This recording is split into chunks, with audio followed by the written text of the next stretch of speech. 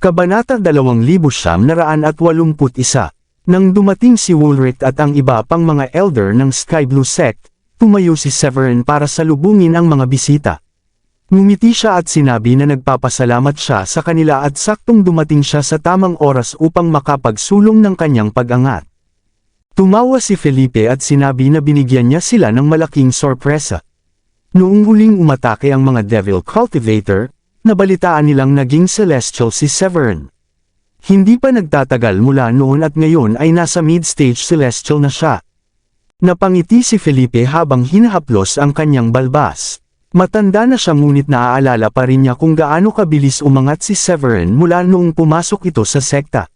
Sa loob lamang ng ilang taon, naging Supreme Saint si Severin at kalaunan ay umakyat pa sa mas mataas na antas.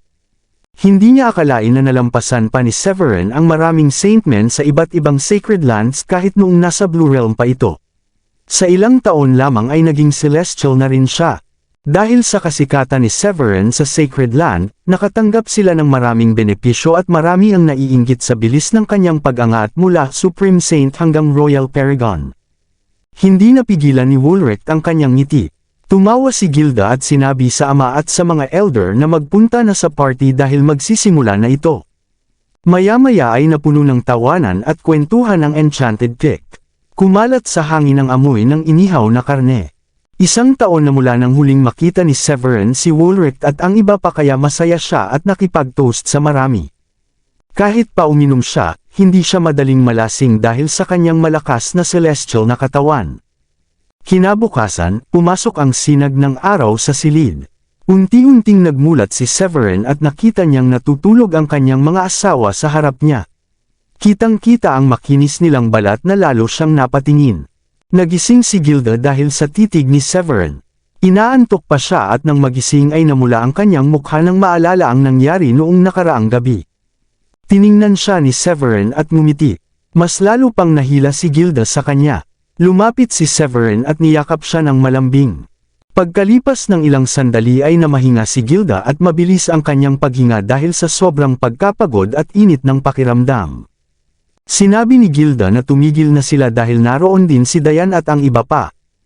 Ngumiti si Severin at sinabing alam niyang gising na rin ang iba at mas mabuti kung sabay-sabay sila. Napahiya si Gilda at tinawag siyang walang hiya. Lumipas ang ilang araw at naghanda si Severin na umalis. Tiningnan niya ang kanyang mga asawa na mahimbing na natutulog. Gumamit siya ng kapangyarihan upang alisin ang pagod at ibalik ang kanilang lakas. Pagkatapos ay lumabas siya ng silid at pumunta sa hardin. Ginamit niya ang kanyang divine sense upang tingnan ang buong Grundy Uno Sacred Land. Nalaman niya na sina Adrian, Amethyst, at iba pang semi-immortals ay nasa pagsasanay sa seclusion. Ang buong Sacred Land ay nagpapagaling pa matapos ang digmaan.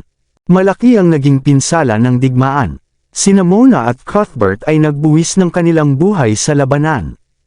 Sina Adrian at marami pang semi-immortals ay nasugatan at kasalukuyang nagpapagaling. Sa teorya, dapat sana ay inimbitahan ng Grundy Uno Sacred Land ang iba pang mga Sacred Land upang ipagdiwang ang pag-angat ni Severin bilang isang celestial. Ngunit hindi ito naging posible dahil nasa gitna sila ng digmaan laban sa mga Devil Cultivator at kay Anstora. Kailangang maghintay ang selebrasyon hanggang sa gumaling si Adrian at ang iba pa at matapos ang kanilang pagsasanay. Sa totoo lang, walang pakialam si Severin sa selebrasyon dahil hindi ito mahalaga para sa kanya. Nang malaman niyang maayos ang kalagayan ng buong Sacred Land at organisado ang pagpapagaling, ibinalik niya ang kanyang divine sense at sinimulang pagnilayan ang Heavenly Heart Imprints.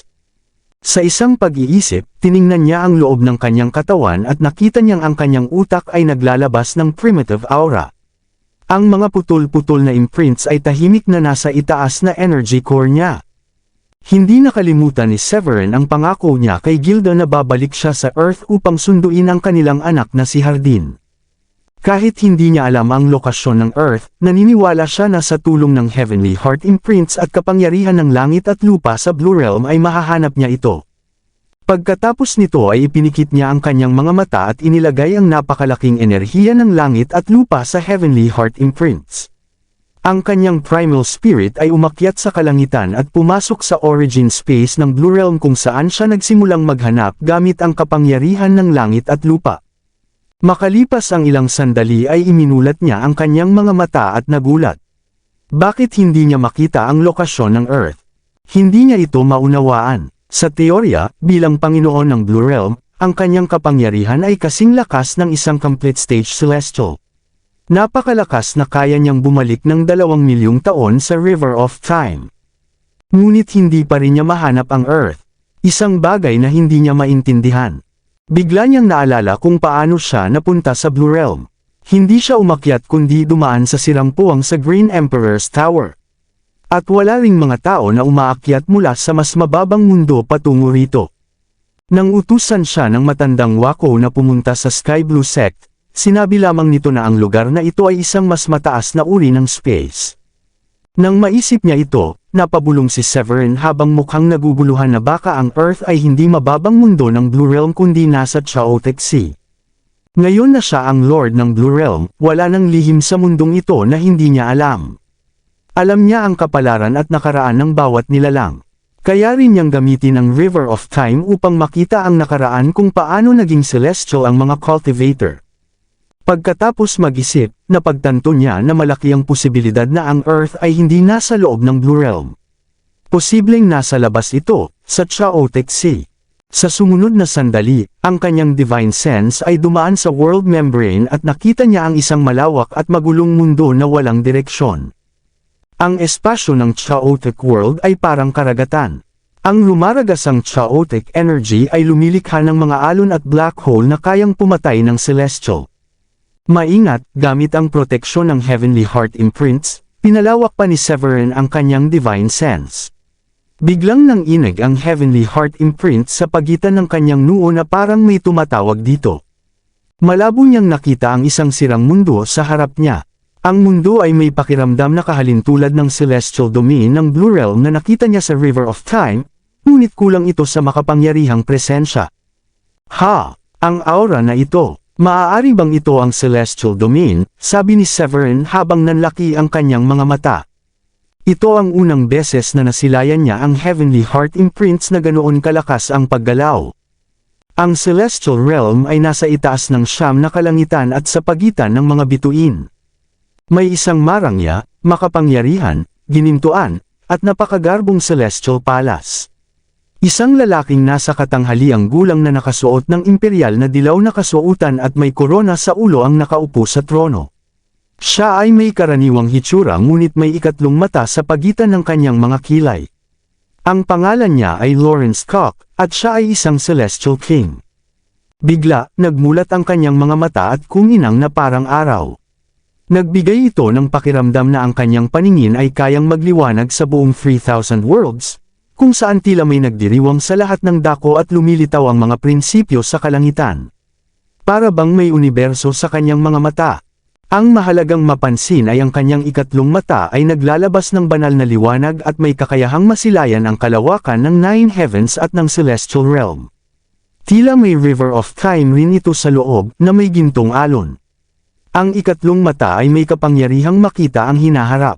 Sa isang iglap, ganap na naaninag ni Lawrence ang mga mangyayaring darating sa celestial realm.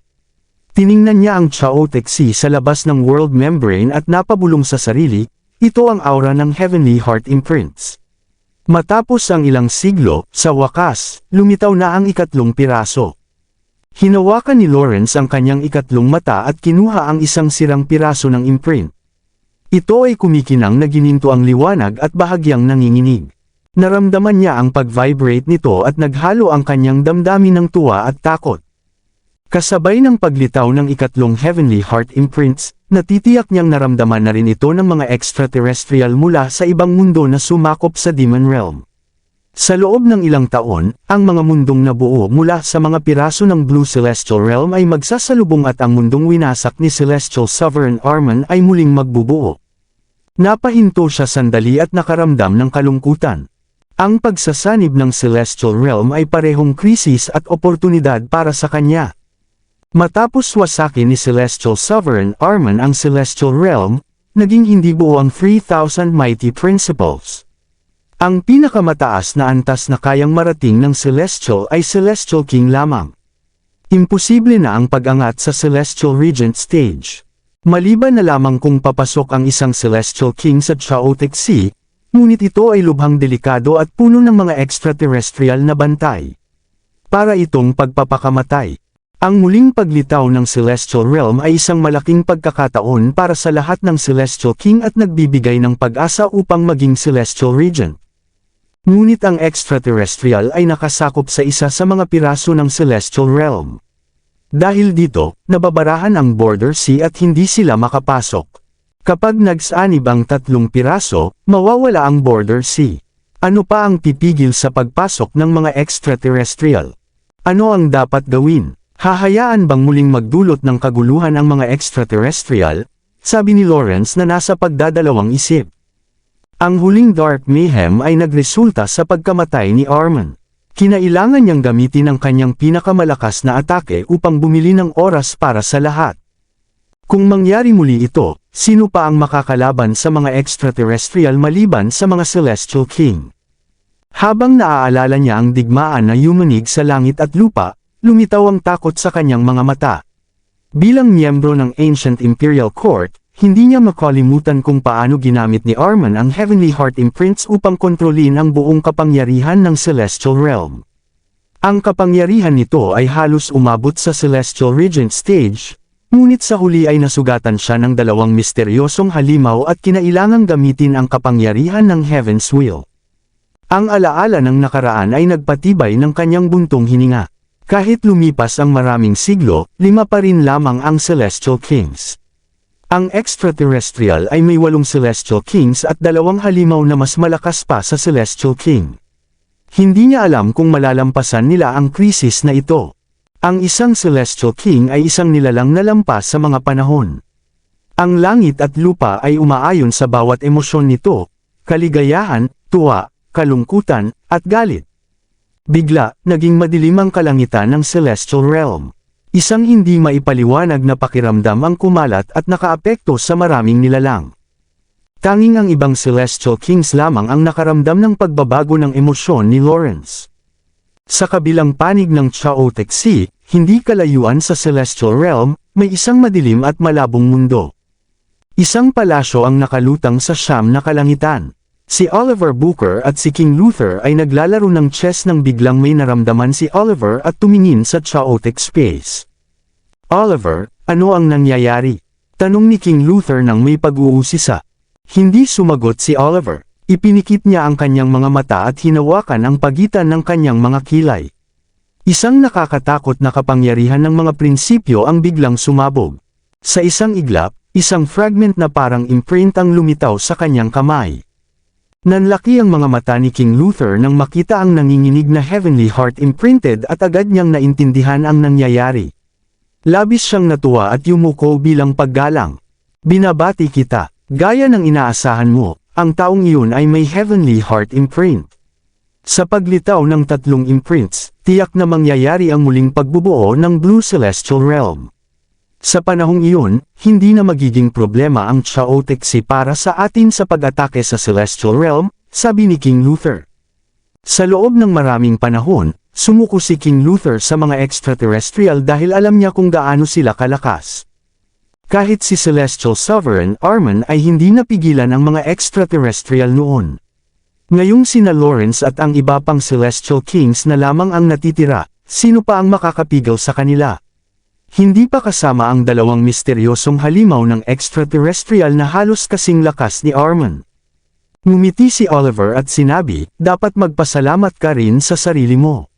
Magandang balita rin ito para sa iyo. Sa panahong iyon, matutuntun mo ang taong iyon at makakapaghiganti ka sa iyong clone. Nahiya si King Luther at hindi alam kung ano ang isasagot. Nagpadala siya noon ng isang clone na may mid-stage celestial na antas sa Blue Realm. Ngunit ang clone na iyon ay napatay ng isang taong bagong naging celestial lamang. Pinagtawanan at inasar siya ng iba dahil doon, at kumalat ang balita sa iba pang 7 Celestial Kings. Labis siyang napahiya at kinamuhian niya si Severin, at gusto niyang patayin ito. Ngunit ang Blue Realm ay nasa kabila ng Chaotic Sea. Kahit siya bilang Celestial King ay hindi mahanap ang tunay nitong lokasyon. Sumilay ang matinding puot sa mga mata ni King Luther. Tumayo si Oliver at sinabi, ngayong lumitaw na ang ikatlong piraso, ilang taon na lang ay magsasanib na silang tatlo. Kailangan ko nang magpunta at maghanda ng mga plano. Pagkatapos noon ay naglaho siya sa hangin. Matapos maramdaman ni Severin ang aura ng Celestial Realm gamit ang kanyang Divine Sense, nagulat siya. Bigla ring sumabog ang kapangyarihan ng Heavenly Heart Imprints. Sa sandaling iyon, naramdaman niyang ang Blue Realm ay parang gumagalaw patungo sa Celestial Realm. Ano ang nangyayari? Nagulat si Severin. Agad niyang sinubukang gamitin ang buong kapangyarihan ng langit at lupa sa Blue Realm upang pigilan ito, ngunit walang nangyari. Habang sinusubukan pa niyang palakasin ang kanyang kapangyarihan, may lumitaw na impormasyon mula sa Heavenly Heart Imprint sa kanyang isip. Nang matanggap niya ito, nag-alala ang kanyang mukha. Muling pagsasanib ng mga mundo. May 3 piraso ng Heavenly Heart Imprints. Kapag lumitaw ang 3, hihilahin nila ang isa't isa upang mag-ugnay at bumuo ng bagong Celestial Realm. Pagkatapos nito, magiging mas perpekto ang mga batas ng langit at lupa kaysa ngayon. Ibig bang sabihin nito ay makakonekta rin ang Devil Realm? Ibig sabihin, ang Celestial King mula sa Devil Realm ay mapupunta rin sa Celestial Realm. Kabanata 2985. Nagdilim ang mukha ni Severin at naging malungkot ang kanyang ekspresyon. Hindi niya inaasahan na sa pagsubok niyang hanapin ang lokasyon ng Earth gamit ang Heavenly Heart Imprints ay maa-activate niya ang koneksyon nito at magdudulot ng paggalaw ng Blue Realm patungo sa Celestial Realm. Sa bilis ng pangyayari, aabutin ng 2 hanggang 3 taon bago mag-ugnay ang dalawang mundo.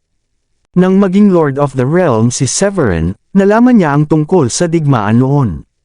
Alam niya na hinati ni Celestial Sovereign Arman ang lumang Celestial Realm sa 3 bahagi sa pamamagitan ng atake ng Heaven's Wheel. Ang bawat bahagi ay naging sariling mundo. Ang bawat Celestial sa Blue Realm ay limitado. Ang pinakamataas na antas na maaari nilang marating ay ang paghubog ng Inner World bilang Small Thousand Worlds. Naniniwala si Severin na ang Blue Realm ang pinakamahina sa 3 mundo. Ngunit matapos niyang pagsamahin ang fragment ng Heavenly Heart Imprint, naramdaman niya na ang kanyang kapangyarihan ay katumbas ng isang complete stage celestial. At iyon ay kahit hindi pa niya lubos na nauunawaan ang space ng origin ng mundo. Kung ganap niya itong mauunawaan, naniniwala siya na maaabot niya ang antas ng isang Celestial King. Kahit may pag-aalinlangan siya sa pagsasanib ng 3 mundo, alam niya rin na isa itong malaking oportunidad. Dahil sa reaksyon ng Heavenly Heart Imprint, malinaw na ito ay nagkalat dahil sa pagkawasak ng Blue Celestial Realm. Kapag muling nagsanib ang 3 mundo at muling isinilang ang Celestial Realm, ang mga batas ng langit at lupa ay babalik sa dating kumpletong estado. Sa panahong iyon, mas magiging madali ang cultivation at mas madaling mauunawaan ng mga Supreme Paragon ang mga prinsipyo ng langit at lupa upang maging celestial. Kasabay ng mas malaking yugto ay mas maraming pagkakataon. Para kay Severin, ito rin ay may benepisyo. Bilang Lord of the Realm na may hawak ng 1/4 ng mga fragment, mawawala ang kanyang control sa Small Thousand World sa panahon ng pagsasanib. Ngunit bilang kapalit, makakatanggap siya ng gantimpala at may posibilidad na umabot siya sa antas ng Celestial King. Kung makukuha niya ang kumpletong Heavenly Heart Imprint at control ng Celestial Realm, hindi lamang siya magiging Celestial King kundi maaari pa niyang maabot ang antas ni Arman noon. Ang tanging ikinababahala ni Severin ay ang kanyang pakikipagbanggaan sa isang Celestial King matapos niyang patayin ang clone ni King Luther sa Chaotic Void. Kapag nagsanib ang Blue Realm at ang dalawang mundo at naging bagong Celestial Realm, tiyak na hahabulin siya ng Celestial King. Kailangang maging Celestial King si Severin sa loob ng 2 taon o magkaroon ng lakas na katumbas nito upang mabuhay. Hinimas niya ang kanyang ulo at napabuntong hininga, na sinasabi sa sarili na tingnan na lang kung ano ang mangyayari. May hawak pa siya ng Heavenly Heart Imprints at magagamit niya ito upang pagbutihin ang kanyang space of the world's origin at umabot sa complete stage celestial. Sa ganoon ay magkakaroon siya ng kakayahang protektahan ang sarili laban sa Celestial King. Sa totoo lang, alam niya na ang Celestial King ang pinakamataas na antas. Kaya nitong baguhin ang nakaraan, kasalukuyan, at hinaharap na sarili, at tunay na maunawaan ang kabuuan ng sarili upang makamit ang walang hanggang buhay. Halos imposible itong patayin maliban na lang kung babalik sa nakaraan upang pigilan ito bago pa ito umangat. Umiling si Severin upang itigil ang sarili sa pag-iisip ng mga mabibigat na bagay. Dahil alam niyang magsasanib ang mga mundo sa loob ng ilang taon, nawalan siya ng gana na galugarin pa ang Chaotic Sea at hanapin ang lokasyon ng Earth. Ibinawi niya ang kanyang divine sense at pumasok sa Space of Origin upang pagnilayan ang mga makapangyarihang prinsipyo. Tumagal ito ng kalahating buwan. Ang Heavenly Heart Imprint ay naging malaking tulong sa kanyang pag-unawa. Halos araw-araw ay may isang prinsipyo siyang umaabot sa small success. Ngunit hindi pa rin siya kontento. Magdaraos ng selebrasyon si Master para sa pagiging celestial ko. Habang patuloy sana si Severin sa kanyang pagninilay, nakatanggap siya ng mensahe mula kay Adrian tungkol sa planong selebrasyon para sa matagumpay niyang pag-angat bilang celestial. Nais sana niyang tumanggi dahil mahalaga ang oras. Ayon sa kanyang pagtataya, 2 hanggang 3 taon na lang bago magsanib ang mga mundo at ayaw niyang mag-aksaya ng panahon. Ngunit mabilis niyang binawi ang ganoong isip. Napagtanto ni Severin na nais gamitin ni Adrian ang selebrasyon upang ipaalam sa iba na siya ay naging isang celestial at upang magbigay ng babala sa sinumang may masamang intensyon laban sa kanila. Naintindihan din niya na hawak niya ang buong Blue Realm at hindi siya nag-iisa. Bilang Lord of the Realm, kailangan niyang gamitin ang lahat ng yaman at kapangyarihan ng mundo at hindi siya dapat masyadong mabahala sa hinaharap ng buong realm ng mag-isa. Ang sabi niya sa sarili, ang aking master ay isang semi-immortal. Kung matutulungan ko ang ibang semi-immortals at mabibigyan sila ng kaunting tulak upang umangat, mas malaki ang aming tsansa. Bukod pa roon, may advantage ako. Ako ang may control sa Blue Realm. Napakaraming populasyon at resources dito. Tiyak na makakahanap ako ng mga kayamanang makakatulong sa isang celestial. Noon pa man, marami ng celestial ang umangat mula sa Blue Realm. Tiyak na nag-iwan sila ng mga legacy, mga pag-aaral, at mga kayamanan na maaari niyang magamit. Si Severin na kanina ay balisa at nag-aalala ay nag-isip ng mabuti. Pagkatapos magdesisyon, agad niyang sinagot si Adrian at pumayag sa selebrasyon. Sa malaking bulwagan ng Grundy Uno Sacred Land, tiningnan ni Amethyst si Adrian. Kahit patay na si Anstora at tapos na ang krisis, hindi matatawaran ang naging pinsala sa Grundy Uno Sacred Land.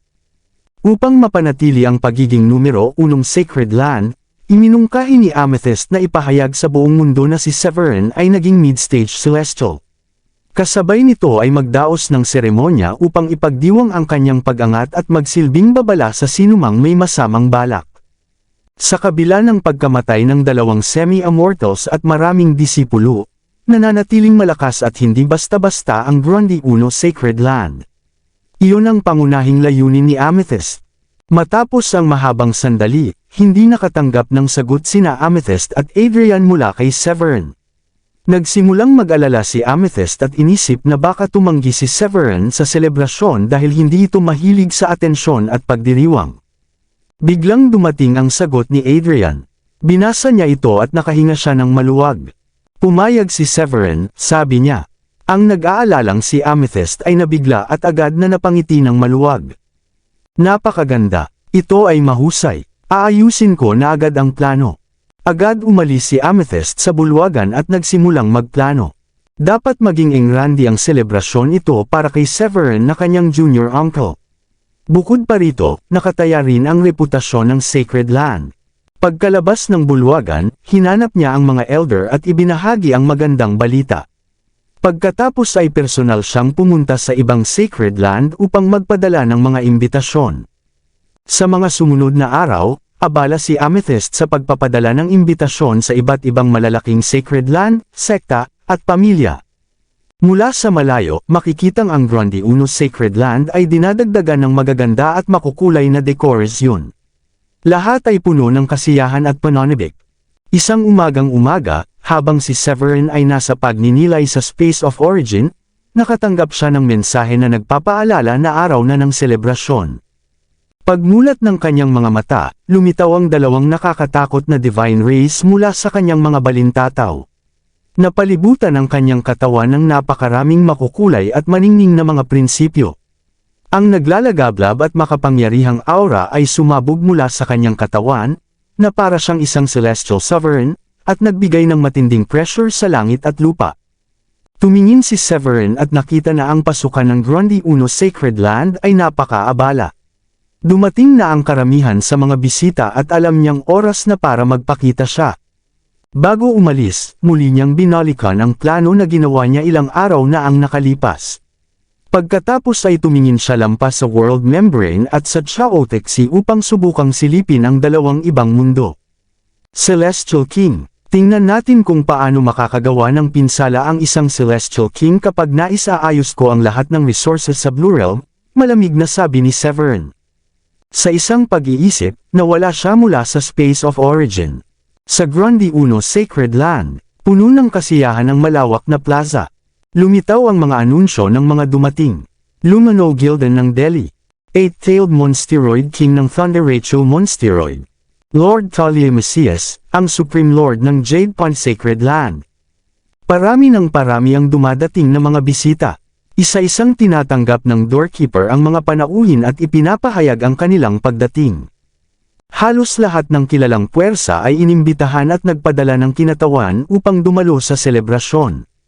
May ilan na nagdududa kung totoo ba ang sinasabi ng Grundy Uno Sacred Land na si Severin ay isa ng Celestial. Sa kabila nito, marami ang nagsasabing mahina na ngayon ang Grundy Uno Sacred Land dahil sa pagkawala ng dalawang semi-immortals at sa malubhang pinsala ng marami. Sa totoo lang, halos lahat ng Sacred Land sa Blue Realm ay dumanas ng matinding pagkalugi. Tanging ang Great Thunderbeat Temple na nasa kanlurang bahagi ang halos hindi naapektuhan, at marami ang naniniwalang ito na ngayon ang pinakamalakas na puwersa sa Blue Realm. Habang abala ang lahat sa haka-haka, dumating ang Grand Priest ng Barbaric na si Jackson Farley na may dalang regalo. Ipinahayag ng doorkeeper ang kanyang pagdating at dalawang 9th grade spiritual herbs ang kanyang alay. Sa loob ng bulwagan, sumulyap si Allen at nakita sina Lumano at ang iba pa. Tumanggaw siya bilang pagbati. Ngunit bigla siyang natigilan nang makita sina Amethyst, Rinold, at Wallet na naglalabas ng aura ng semi-immortal. Grabe, may nagsabi sa akin na naging semi-immortal sina Amethyst, Rinold, at Wallet pero hindi ako naniwala hanggang ngayon. Maaari bang si Severin ay isa ng Celestial? Sabi niya sa sarili. Biglang bumigat ang kanyang pakiramdam at lumakas ang tibok ng kanyang puso. Sa loob ng nakaraang 6 na buwan, napilitan ng mga barbarian na lumipat sa kanlurang bahagi kaya wala siyang balita mula sa Midland. Noong natanggap niya ang imbitasyon, katulad siya ng iba na nagduda at inisip na bluff lamang ito ng Grundy Uno Sacred Land. Ngunit matapos makita ang tunay na antas nina Amethyst at ng iba pa, tuluyan siyang nawalan ng kumpiyansa at naglaho ang kanyang kayabangan. Lumapit si Allen, yumuko, at magalang na nagbigay galang. Amethyst, Rinold, Wallet. Nang makita siya ni Amethyst, agad niya itong pinatayo. Allen, salamat sa pagdating mo. Magkaalyado tayo sa laban kontra kay Anstora. Hindi mo kailangang maging sobrang magalang kapag kasama mo kami.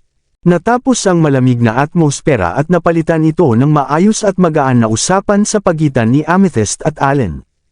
Pagkatapos makaupo ni Allen, agad siyang nagpadala ng telepathic message kay Adrian. Hoy, Adrian, nasaan si Severin? Tumawa si Adrian. Huwag kang mag-alala. Gaya ng dati, ang bida ay naghihintay lang ng tamang oras para sa kanyang grand entrance. Halatang alam niya ang tunay na gustong itanong ni Allen. Hinaplos niya ang kanyang balbas at nanatiling tikom ang bibig tungkol dito. Napilitan si Allen na tumigil na sa pagtatanong. Sa oras ding iyon, may lumitaw na portal sa labas ng pasukan ng Grundy Uno Sacred Land.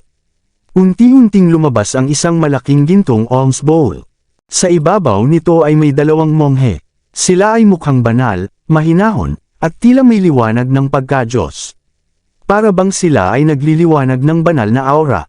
Ang leader ay naglalabas ng makapangyarihang aura at mataas na presensya, ngunit may dala rin itong pakiramdam ng kabaitan.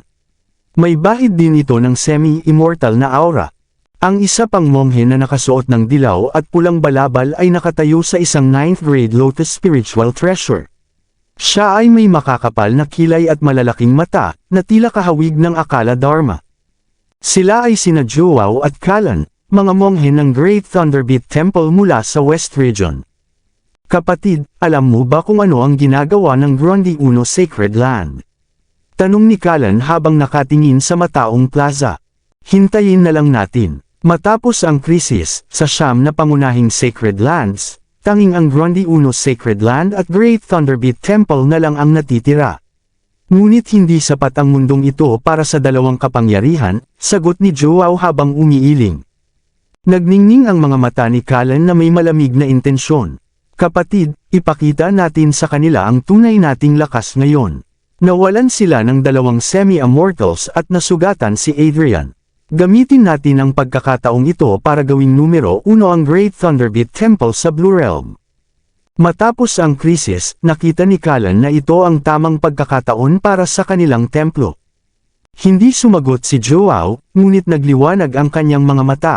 Halatang natukso siya sa mungkahi. Bumaba sila upang alamin ang ginagawa ng Grondy Uno Sacred Land. Habang kausap ni Adrian si Allen, naramdaman niya ang kanilang pagdating at tumingin siya. Nagkunwaring malapit si Kalan sa Grondy Uno Sacred Land. Pumasok siya sa bulwagan, umupo, at ngumisi. Hoy Adrian, ano ang binabalak ninyo? Nagsasama ba kayo ng lahat dito para sabay-sabay kaming lipulin? Mag-ingat ka sa sinasabi mo, galit na sigaw ni Rinold. Alam ba niya na ang sinasabi niya ay maaaring magsimula ng digmaan sa pagitan ng mga Sacred Land? Hindi papayag si Rinold na sirain ng isang tagalabas ang selebrasyon ni Severin. Ngunit nagpatuloy si Kalan sa panlalait. Bakit ako mag-iingat? Malakas ako. Gusto mo bang subukan kung gaano ako kalakas? Sa sandaling iyon, naging tahimik ang buong bulwagan at lahat ay nagulat. Matapos ang krisis, ang Grondy Uno Sacred Land at Great Thunderbeat Temple na lamang ang natitirang malalaking puwersa. Alam ng lahat na balang araw ay mag-aagawan ng dalawang ito para sa pagiging numero 1. Ngunit hindi nila inasahan na hahamunin at pupukawin sila ni Kalan sa mismong selebrasyon. Sa hindi inaasahang pagkakataon, nasaksihan ito ni Severin habang lumalabas siya mula sa Space of Origin. Sumimangot siya at nakaramdam ng galit. Sa una, plano niyang ipakita ang kapangyarihan ng Grondy Uno Sacred Land, ngunit hindi niya inaasahan na ang Great Thunderbeat Temple ay may lakas ng loob na hamunin sila at subukan ang tunay na kapangyarihan nila. Humakbang siya papasok sa bulwagan. Kahibangan, kasabay ng malamig at galit na tinig, isang napakalakas at makapangyarihang aura ang bumalot kina Kalan at Joao. Sa isang iglap, sila ay naglaho at nagkadurog-durog. Sa sandaling iyon, nanlaki ang mga mata ng lahat ng semi-immortals at Supreme Paragon mula sa iba't ibang puwersa at napuno ng takot ang kanilang mga mukha. Maraming salamat sa lahat ng sumusubaybay. Please subscribe and follow my YouTube and Facebook channel, Filipino Novel. Maraming salamat po. Sa malaking bulwagan ng Grondy Uno Sacred Land, ang iba't ibang pinuno at sect leaders mula sa iba't ibang puwersa ay nauutol at halos hindi makapagsalita nang makita nila na naglaho at nagkadurog-durog sina Kalan at Joao. Naging matigas ang kanilang mga poster. Walang sino man ang nang-ahas na gumawa ng kahit anong ingay. Nanlaki ang mga mata ni Allen na puno ng takot. Si Jackson ay ganoon din ang reaksyon habang tinitingnan si Severin na hindi makapaniwala at nakakatakot. Biglang tumayo si Talia mula sa kanyang upuan. Nagkaroon siya ng kilabot at pakiramdam na tila gumapang sa kanyang gulugad ang lamig. Pagkatapos ng maikling pagkabigla, sabay-sabay na nagbulalas ang lahat. Patay na sina Kalan at Joao. Hindi ba sila mga semi-immortal? Pero hindi man lang sila nakapagsimula ng laban. Napakakakaiba nito. Kumbinsido na ako, si Severin ay isang celestial. Tanging celestial lamang ang kayang pumatay ng semi-immortal ng ganoon kadali. Sa katunayan, marami ang natutuwa at lihim na nasisiyahan sa sigalot ng Grondy Uno Sacred Land at Great Thunderbeat Temple. Matapos mamatay si Anstora at matapos ang krisis, sila na lamang ang dalawang natitirang malaking Sacred Land. Kahit hindi malaki ang naging pinsala sa mga barbarian at Delhi, mahirap pa ring umangat ang mga ito. Sa pananaw ng marami, ang magiging leader ng Blue Realm ay alinman sa Grondy Uno Sacred Land o Great Thunderbeat Temple. Ang Great Thunderbeat Temple ay nasa kanlurang bahagi kaya mas kaunti ang pinsalang natamo nila sa krisis. Mayroon din silang maraming makapangyarihang monghe kabilang ang 3 semi-immortal. Dahil dito, mas malakas sila kaysa sa Gronde 1 Sacred Land. Si Joao ay isang makapangyarihang monghe. Kaya't nakakagulat na napakadali siyang napatay. Pumasok si Severin at tiningnan ang reaksyon ng lahat. Sabi niya, tanging hangal lamang ang mga ngahas na mang-insulto sa isang celestial. Sa totoo lang, hindi niya gagawin iyon kung hindi lang sana magsasanib ang mga mundo sa loob ng 2 taon. Natigilan ang lahat nang marinig ito at agad na yumuko. Opo, sir. Hindi na inintindi ni Severin ang iniisip ng iba. Nagpatuloy siya sa paglalakad at umupo sa upuang nasa gitna at itaas ng bulwagan. Habang papapikit na sana siya upang magpahinga, naramdaman niya na nasa labas ng bulwagan ang kanyang mga asawa at si Celine. Masayang pumasok si Celine. Bahagya siyang natakot nang makita ang maraming estranghero na naglalabas ng nakakatakot na aura, ngunit agad siyang gamaan ang loob nang makita si Severin. Tay! Masayang tumakbo siya papunta kay Severin.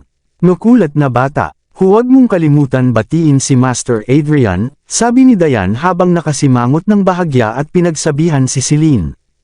Tumawa si Adrian at hinaplos ang kanyang balbas. Walang problema. Umiling na lang si Dayan at tumigil na sa pagsasalita. Kasama niya sina Gilda at ang iba pa, na lumapit at umupo sa tabi ni Severin. Labis na nagulat ang lahat nang makita ang napakaraming magagandang babae na pumasok. Nang makita nila kung paano tinawag ni Celine si Severin at kung saan umupo ang mga babae, agad nilang naintindihan kung sino sila. Sina Dayan at ang iba pa ay magaganda, kaakit-akit at malaanghel. Lahat sila ay level 9 Royal Paragons. Kahit saan sila pumunta ay tiyak na aagaw sila ng pansin at ituturing na karangalan ng kahit anong puwersa.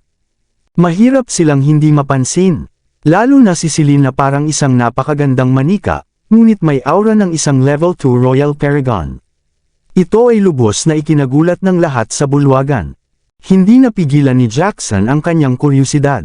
Severin, ilang taon na ba ang anak mo? Mahinang sagot ni Severin, 8. Isang sagot na muling nagdulot ng panibagong pagkabigla sa lahat. Kabanata 2,990. Agad na napuno ang bulwagan ng mga sigaw ng pagkabigla at mga hingal ng gulat.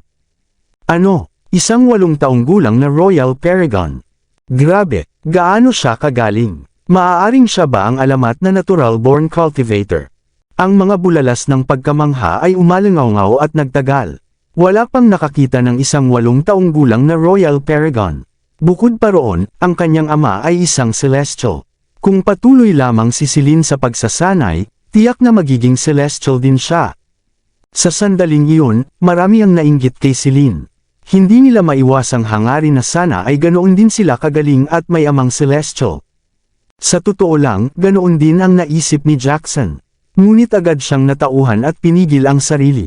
Naalala niya kung paano si Severin ay isa lamang Royal Paragon 2 taon na ang nakalipas. Noon, si Severin ay isa lamang batang cultivator sa paningin ni Jackson.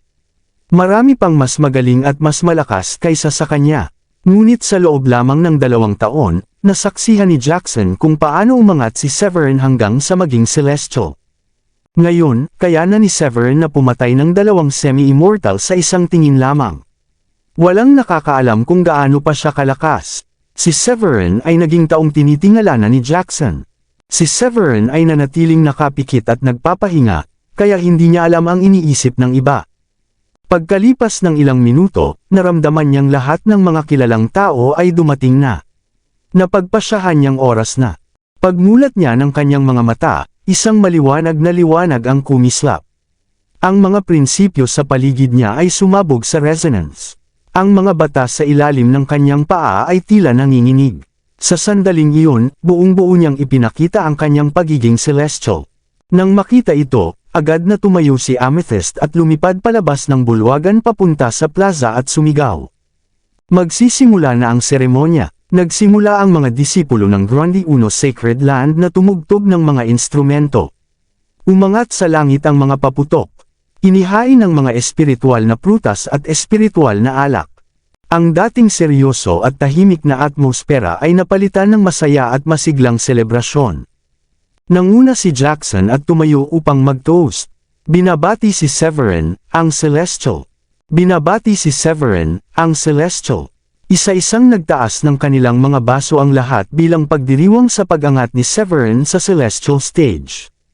Itinaas ni Severin ang kanyang kamay at pinatawag ang lilang aura mula sa langit. Ang banal na liwanag ay bumagsak mula sa itaas. Palihim niyang ginamit ang kapangyarihan ng Heavenly Heart Imprint upang tipunin ang lahat ng espiritual na enerhiya sa loob ng 300,000 milya. Napuno ang plaza ng espiritual na hamog na parang isang paraiso. Pagkatapos ay itinaas niya ang kanyang baso at ininom ito ng isang lagok. Salamat sa inyong lahat, ngumiti si Rinol, itinaas ang kanyang baso, at nakaramdam ng saya at pagmamalaki. Naalala niya na siya ang nagdala kay Severin sa Sacred Land mula sa South Sky. Ngumiti rin si Wallet ng malapad na parabang siya mismo ang naging Celestial. Puno ng pagmamalaki si Adrian kay Severin at masaya para sa kanya. Ngayon na isa ng Celestial si Severin, may maliwanag na hinaharap ang Grundy Uno Sacred Land at uunlad ito sa loob ng maraming panahon. Pinakamahalaga, walang mas malakas pa kay Severin at ang Grundy Uno Sacred Land ang naging pinakamalakas sa Blue Realm.